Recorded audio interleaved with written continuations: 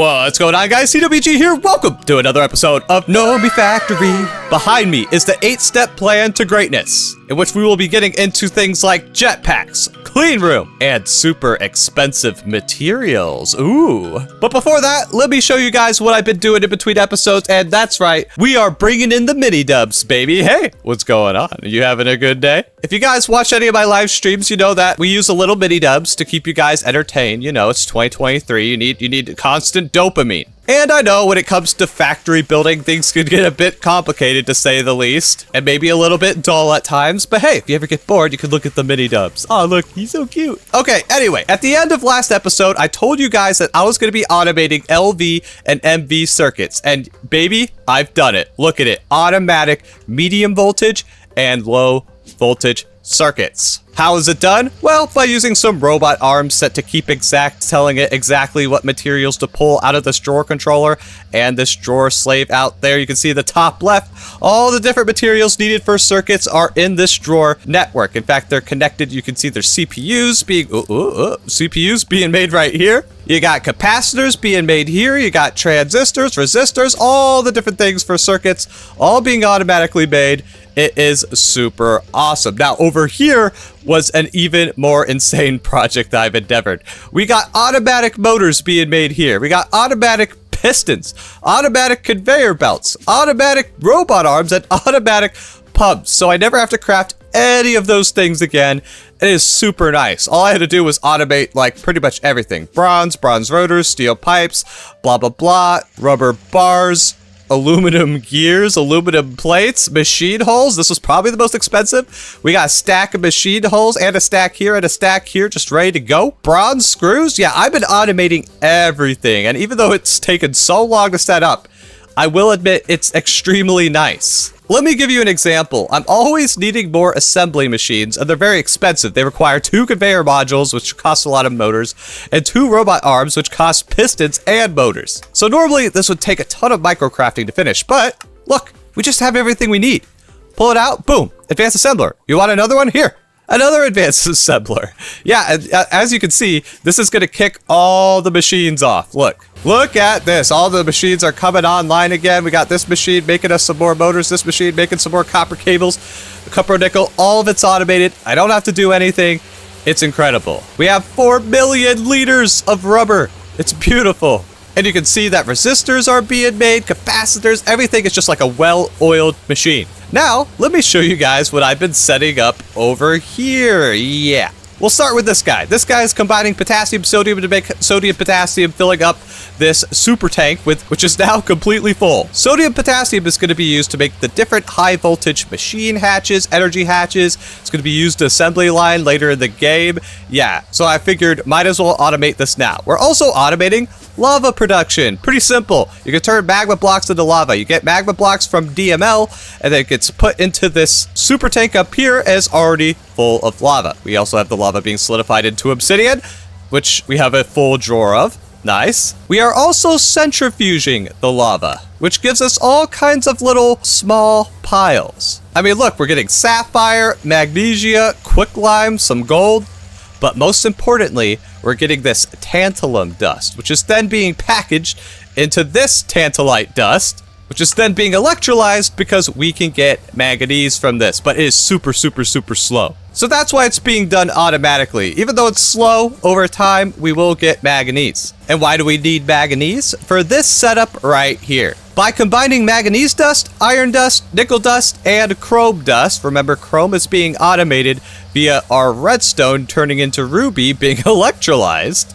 It then all gets mixed together and turned into stainless steel dust. Yeah, stainless steel is used for like everything high voltage. If we look at a high voltage machine here, you need 8 stainless steel plates per high voltage machine. So we're gonna need a butt ton of this stuff. And if we go over here, we got sand and gravel being combined with some clay inside of this crafter to make conduit binder, which is being smelted into all this tasty conduit binder. Remember, we need conduit binders for our ME conduits. We need it for the fluids, for the item conduits, power conduits, you name it. They all require this stuff, so I automated that. Here we have a system that automates nether quartz. Really simple, you just macerate the sand, centrifuge it to get the source quartz dust, put it into an autoclave with distilled water, you get distilled water from the distillery, and it turns into infinite Certus quartz. Nice. And I think the last thing that I automated is over here.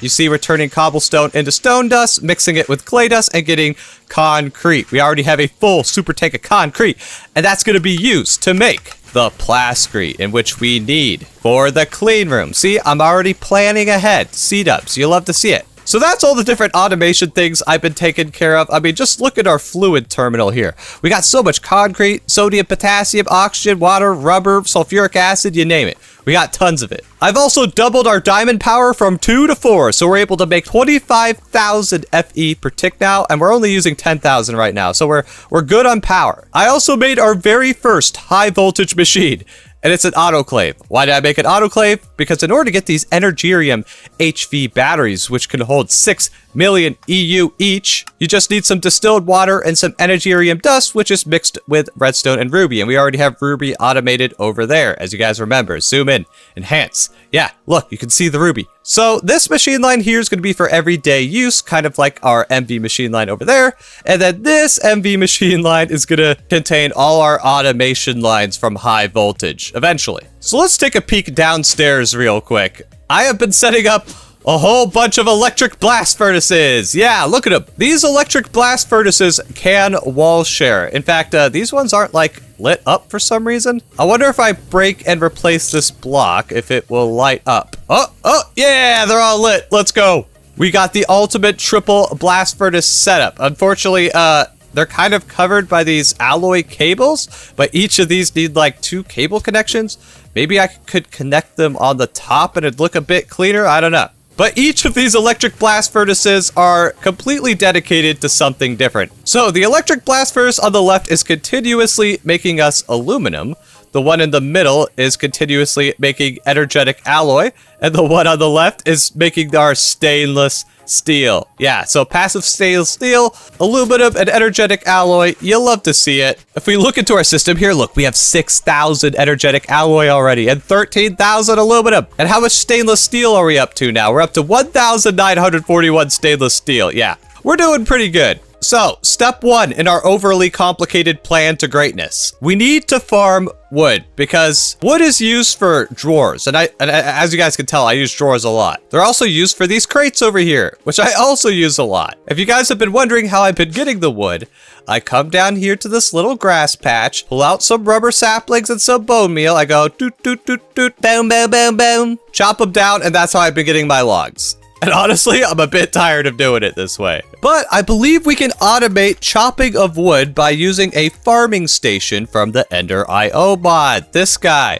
Oh boy, we gonna need some stuffs and things. First of all, the main problem I see, right? We've made these before. We made almost all of these things before. We can make this pretty easily. Our current issue is we need these grains of infinity to make these infinity bi-metal gears. Each one costs 2 grains. We look at our system here, we have 11. How do you get them? By catching the bedrock on fire. Yeah. But there is a better way to do this, and that's by using fire water. In fact, I have that on our list of things to do. Fire water for grains of infinity. In fact, that should be before farming wood.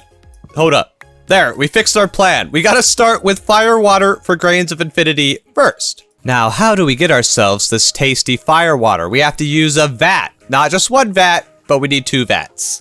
Now, this probably isn't worth automating, because I'm pretty sure fire water is like only used for these grains of infinity. It looks like it's also used for liquid sunshine to make firework rockets. Oh, I think this stops the rain. Oh, that's cool. Liquid sunshine. Honestly, that would be pretty nice. Anyways, let us make a vat, and that's going to require 2 MV pumps, but luckily those are completely automated, so we don't even have to worry about that. We just have to make some of these industrial machine chassis. Yeah, see, everything is costing these stupid grains of infinity. We need to automate these ASAP. The third S is silent. What? Oh, simple machine chassis, not chassis. Very funny game. Ooh, we got an achievement. The culmination. Make your first machine chassis, and it gave us Enderios? Oh, Enderios, part of a balanced breakfast. Wow. That sounds delicious. It contains 253 grams of sugar, 53 grams of fat, and 394 grams of ender dust. Side effects may include nausea, dizziness, confusion, and random teleporting. Oh boy. I'll eat that as soon as our hunger goes down. That sounds like fun. So let's go ahead and craft ourselves our first vat. Hey, we got an achievement. Now this guy just has to be placed along a power line somewhere. Doesn't really matter where. Actually, I found the perfect place for it. Not only is it going to get power, it also gets water because I have an infinite water setup right here. That's just too perfect. Now these machines need capacitors to run. And I think during our exploration of the lost cities, we managed to get ourselves some of the really good capacitors. Yeah, these guys. If you look at the description of these capacitors, maybe we will find one that's related to the vat. Give me 1 second to read. Oh gosh, I can't be bothered with this. Each of these different capacitors, which you can get from chests in the lost cities, they have like a little riddle on them. And I think each one does like best in a certain type of machine, but I can't be bothered. Let's just grab a random one. You just pop it in the slot here and it charges up. Nice. So by combining some apples and some sugar, we should be able to get some hooch. Whoa, look at that cool little animation. It has like a little stirry thing. Wait, let's see if I can see it again. Look, it's stirred. Okay, that's kind of cool. Next, we have to combine the hooch with blaze powder and redstone, which should be no big deal. Oh, look, the vat vents little particles. That's cool, man. I love Ender IO machines. All right, so we take our hooch, combine it with some blaze powder and redstone, and boom, we're making firewater. Also, we have enough hunger to try our Enderios. Delicious. Oh, looks like we didn't get any weird side effects. Okay, that's good. Now that we got 8 buckets of firewater, we need to go to the overworld, somewhere we haven't been in quite a while. Take me home. You guys remember the overworld? You remember when we started off here with our wheat farm, sugarcane, and cows? Oh man, we've already come so far. It's beautiful. Now, if we go down the ladder here, whee! Unfortunately, there is no bedrock inside of the void dimension, so we have to come back to the overworld to get these grains of infinity. And if we come down here, I made a little bit of a setup. So I was using blazing pyrotheum, but it doesn't catch the bedrock on fire. It catches things around it on fire. I believe we could use netherrack, but I forgot to bring netherrack. Also, I forgot to bring a bucket. Please tell me I have a bucket in the satchel. No, but I do have another fluid tank. Can you right click with this fluid tank? Like in the, oh no. So I'm back with a bucket. There we go. Ow! Ow! Ah! Why is everything going wrong? Oh. Alright, C-dubs, focus. So I believe all we have to do is grab some fire water, like, just place it down, and it will make grains. Can I touch this? I can touch it. It will not hurt me. Wow, this spreads like water and not like, lava. Interesting. It also doesn't release any light, so I'm going to put some torches around here. Boop. Now, apparently this water will just passively make grains of infinity if it's on the bedrock? Oh, I heard it! Look, we got one! It kind of makes like a firework sound. Okay, so it works. Let's go. And we have 8 buckets of this stuff to place. So we're gonna have to clear out some area. Alright, this should probably be good enough for now. Ooh, look, we made another grain of infinity. Nice. Now all we have to do is put some vacuum chests above, and hopefully they will have a big enough radius to suck in all the stuffs and things. I think you can show the range like so. Oh yeah, that should be plenty of room. Perfect. Now we just need a way to get these grains of infinity back to our void world. Can we use an ender chest? I think we have everything we need. Yeah, it doesn't look too bad. I probably should have brought it with me first. Fun fact, you can make black dye by alloy smelting carbon and slime balls. Because nobody wants to go hunting squids. Who needs squid? Yeah. Well, that, and I want to put the grains of infinity on channel black, because, you know, grains of infinity are black. So I feel like this would make sense. Oh yeah, if you guys have never used the Ender storage mod, this is awesome. You can basically calibrate ender chests using 3 different dyes. For instance, if I put some cobblestone in this ender chest, and then we look at this one, it's not there. But if we color it to the same frequency, they're in both of them. And both chests open at once. Beautiful, that's exactly what we want. Oh, they take forever to mine though, even with the diamond hammer. So, first things first, let us chunk load this area.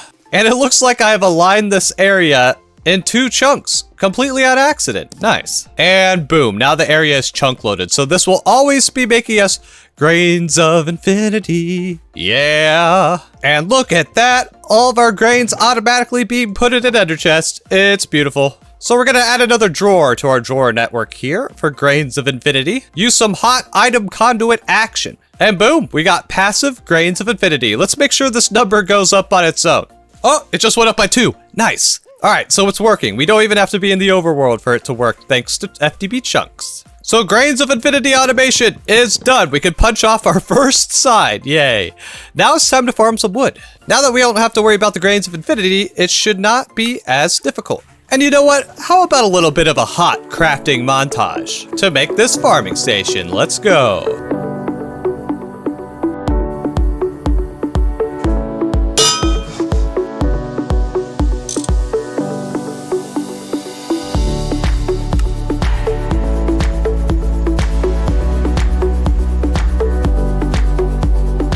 And here we go.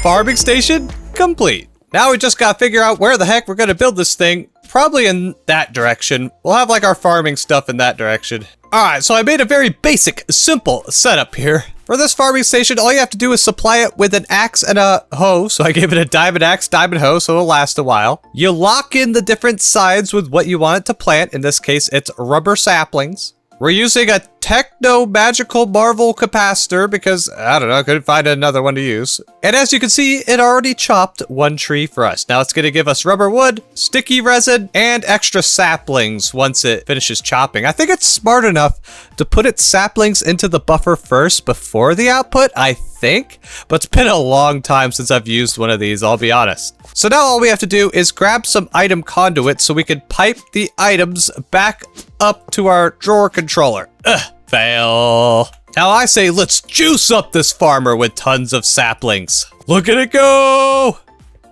Look at the trees. Well, it just instantly chopped that tree. I love that just disappears into like particles, man. Ender.io is such a cool mod. I already have drawers set up above, so I should be able to tell this guy to suck out the logs and the sap. Yeah, it's working. Oh my gosh, it's already gone through half a hoe? It broke the hoe. I believe there's an indestructible hoe you could make, and I believe it is called the Flux-Infused Omni Wrench. Oh boy, can we even make this stuff? Fluxed electrum dust?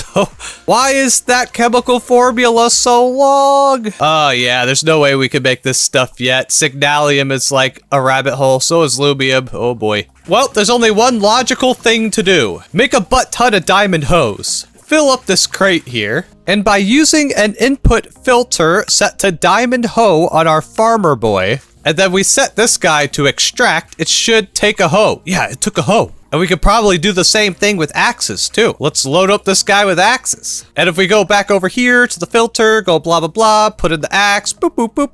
It should be able to take it. Yeah, okay. So it's automatically being fed with hoes and axes.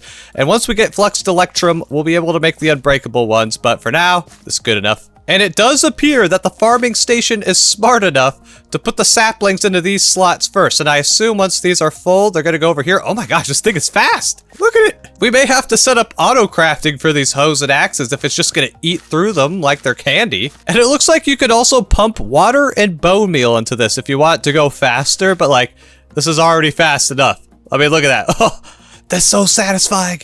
And look, we already have 480 logs. That would have taken me hours to chop. I should have set this up earlier. Okay, but it's done now. We can get rid of this side. Farm wood, done.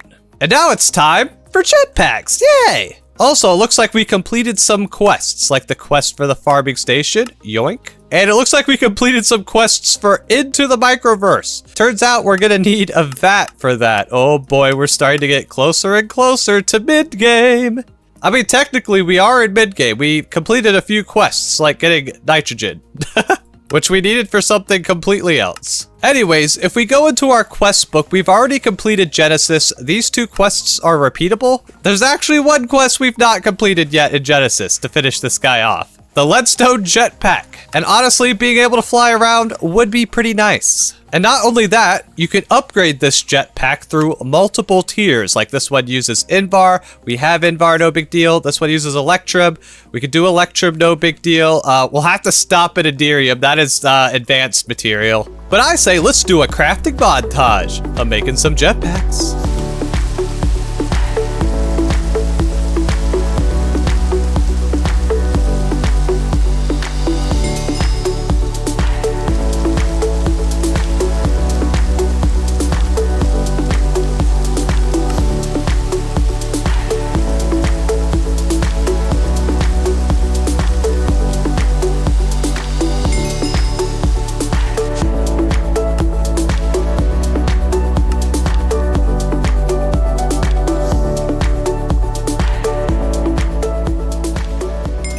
There we go, tier 3 jetpack. That wasn't too bad. It was like a little bit of micro crafting, but a lot of this stuff we like already have in the system, so that's pretty nice. So let's charge it inside of our high voltage autoclave. Oh yeah, that might take a little bit. And there we go, fully charged jetpack. You can also add armor to it by making some Invar armor plating and combining it with your jetpack. Boop.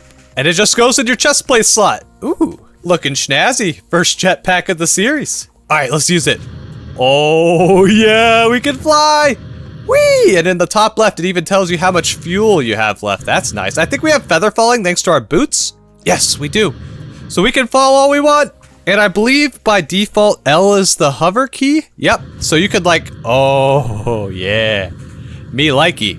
Now I'm gonna go ahead and make another one of these flux capacitors. This is basically a thermal expansion's way of having batteries you can put in your bauble slot. And these guys can hold 90 million RF. Are you kidding me? That's gonna take forever to charge. But I believe all you have to do, let's burn some charge on our jetpack. You can see it's a little bit done. You shift right click and yep, automatically charges the jetpack and you can put it in a bauble slot. Wait, apparently we already have a flux capacitor in here. Oh, is this even active?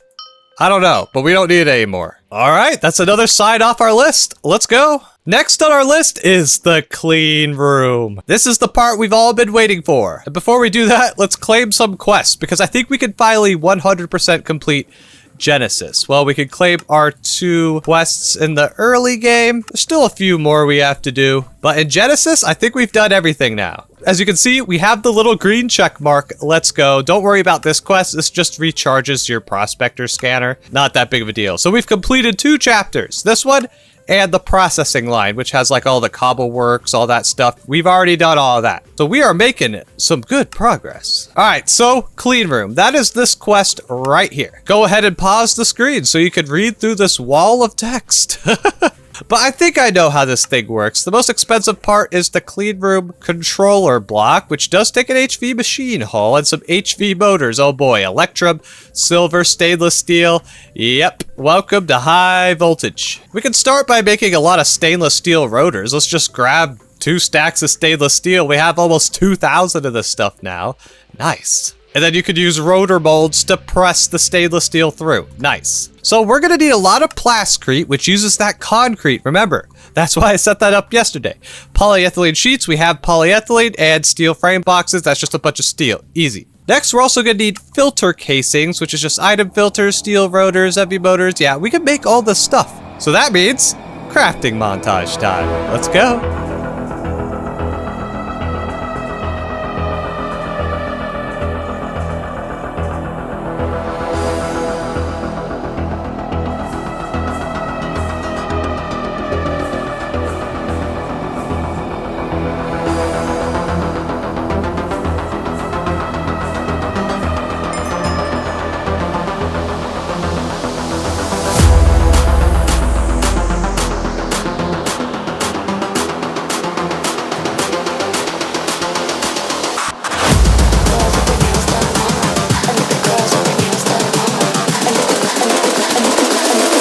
Girls with their nails done now.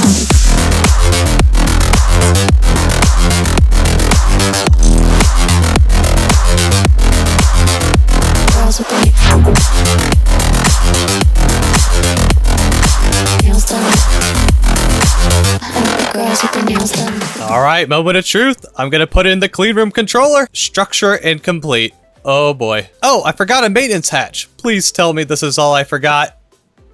Yes, it formed, let's go! All right, so we have a clean room, and it just occurred to me, I don't even think I explained what the clean room is for. There are certain things, such as SoC wafers that we're gonna need that requires clean room. And yes, this is hyper-realistic. In real life, when they fabricate these silicon wafers, they have to be wearing clean suits inside of a clean room, because one speck of dust can mess up those nanometer transistors inside of those chips. Pretty cool. So the way we're getting power into this clean room is by using an HV machine hull, which allows 1 amp of high voltage power into here, in which I now have a 4x battery buffer so we can hold a ton of power inside this clean room. Nice. Now the clean room itself also needs power. That's why I put a MV energy hatch, because that's how it cleans itself. As you can see, it's contaminated.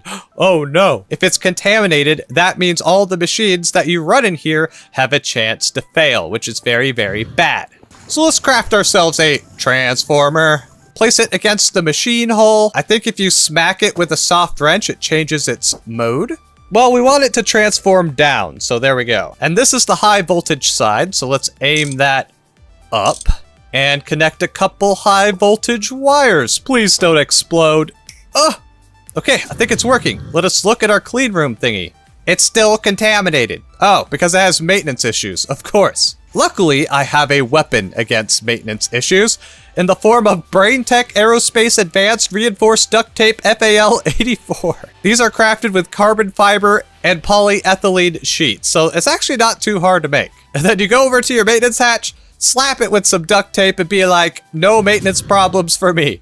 Yes, it's decontaminating. Look, it takes a little bit, but every time this progress bar goes up, the cleanliness goes up. Now, if we were playing normal Gregtech, anytime we open the doors to come in here, it would bring in some contamination. But since this is Nomifactory, you can keep the doors open as long as you want. It will not contaminate your clean room, which is a very nice quality of life improvement.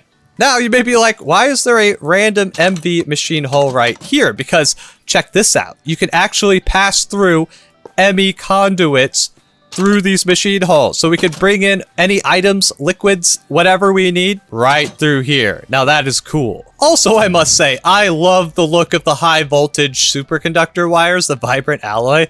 They look so cool, and you don't have to insulate them because they're superconductors, so you can walk on them. Which is actually scientifically accurate, because if a wire has no resistance, then stepping on it can't possibly shock you. Science. Also, fun fact if you're playing at home, something I just noticed. I have been crafting my ME conduits this way. Do it in the assembler, you get double output. Did not know that.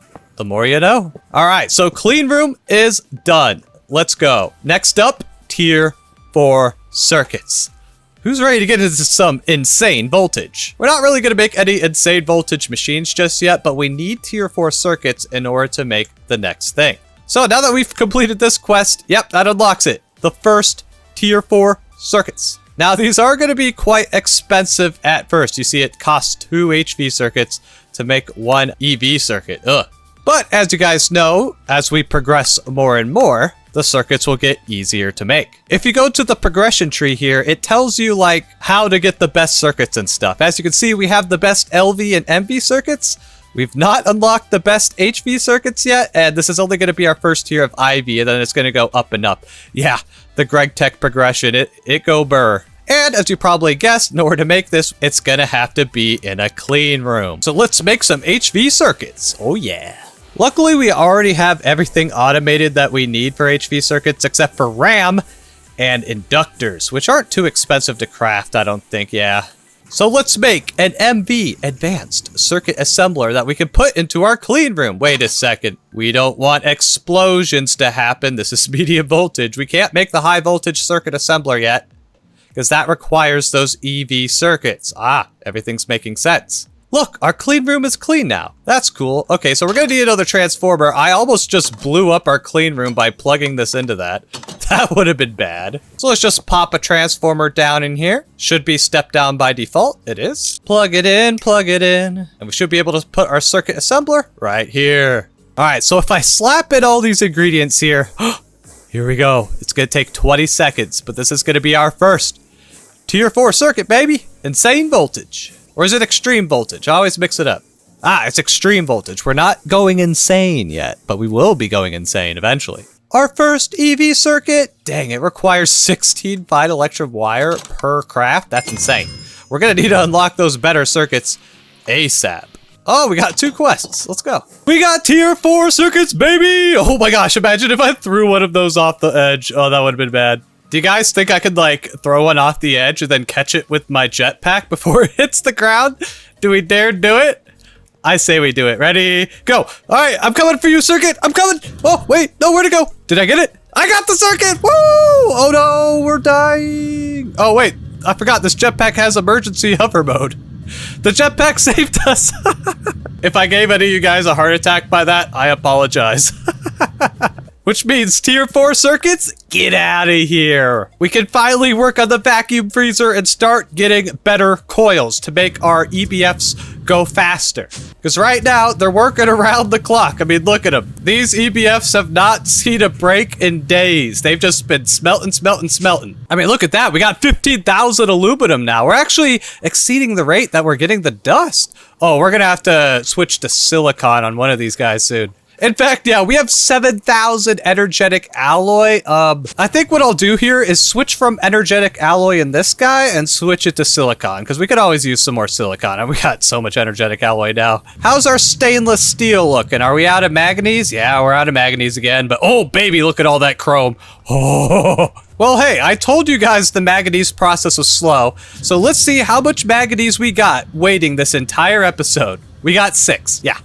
That's how slow it is. It took the entire episode to get 6 dust, but hey, it'll make some stainless steel, I guess. And with that, we're out of time for today's episode. Next episode, we will get into these last 3 steps, or I'll do it off camera. Who knows? Let me know in the comments if you guys like the time lapses. I'll catch you guys in the next one. CWG, ow.